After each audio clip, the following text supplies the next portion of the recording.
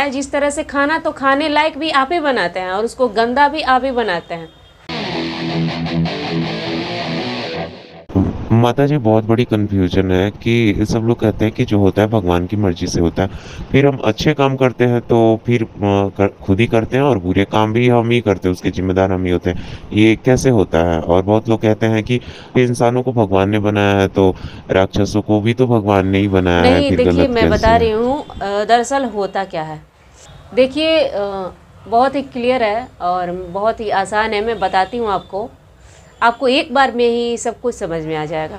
तो दरअसल होता क्या है, भगवान कुछ नहीं करते हैं, अच्छा या बुरा हम अपने प्रारब्ध के अनुसार करते हैं। जैसे अब आपने कहा कि अच्छे काम करवाते हैं और बुरे काम करवाते हैं। करवाते और वाते कुछ नहीं है। हमारे ऊपर जिस एनर्जी का ज़्यादा दबाव होता है, जैसे होता है दैवीय शक्ति जो हो गया, और दूसरा हो गया राक्षसीय शक्ति, पॉजिटिव एनर्जी, निगेटिव एनर्जी।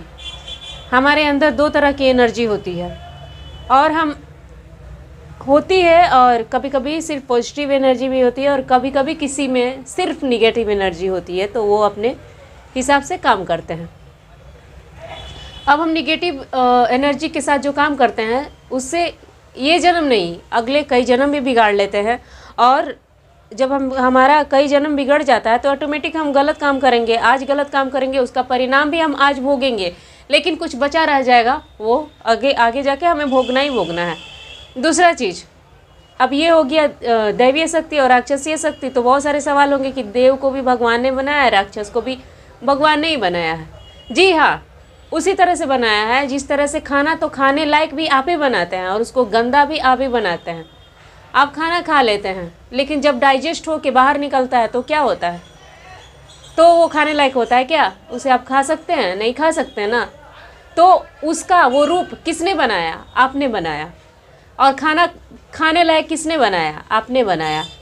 हाँ, पौधा उपजता है नेचर की शक्ति से। तो ये क्या है ना, सारा जो एक सिस्टम है, ऊपर वाले ने एक सिस्टम बना दिया। उस सिस्टम में आप जिस तरह के चीज़ लेना चाहे आप ले सकते हैं। सब कुछ आपके ही हाथों में है, आप किस चीज़ को जगह देते हैं। दूसरी चीज़ है कि बैड लक चलती है, कंटिन्यू बैड लक चलती है, हमारा कोई काम नहीं होता है, तो उसमें हमें चाहिए कि हम अपने धीरज को बरकरार रखें, पेशेंस अपना ना खोएं।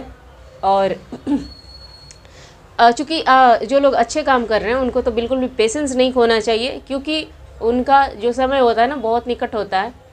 और कभी कभी लगता है कि ज़्यादा ही नहीं हो रहा है यार, पूरी तो लाइफ बर्बाद हो रही है। तो आप भगवान श्री रामचंद्र जी को याद कर लीजिएगा, जिन्होंने 14 साल तो वनवास काटी। अब आप कहेंगे कि सिर्फ 14 साल में ही तो अंत हो गया था दुखों का। कहाँ दुखों का 14 साल में अंत हुआ था उनका? वनवास के बाद आए, पत्नी को जंगल में भेजा, जंगल में भेजने के बाद उनको दर्द सताता रहा कि वो कैसे सोती होगी, कैसे जीते होगी। तो वो सन्यासी की तरह अपना भोजन करते थे। वो कभी राजा होते हुए भी राजसुख नहीं देखा उन्होंने, कभी अपने लग्जरियस बेड पे नहीं सोए, हमेशा नीचे कूस की चटाई बिछा के सोते थे। एक राजा की गद्दी पे बैठे होते हुए भी उन्होंने सारी उम्र दुख दर्द में ही निकाल दिया।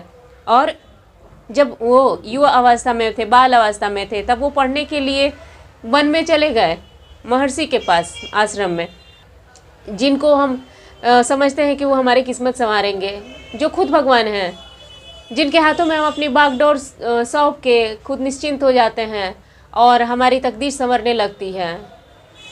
वो उन्होंने देखिए ना खुद इतना दुख झेला है, क्या उनसे भी ज़्यादा दुख तकलीफ है क्या आपको?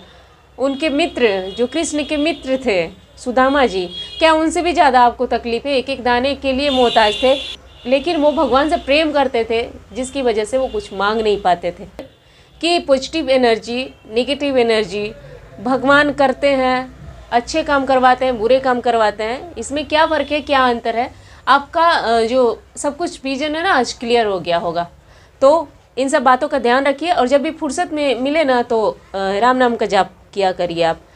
आपके अंदर से नकारात्मकता दूर होगी और जो सकारात्मक शक्ति है आप में बढ़ेगी।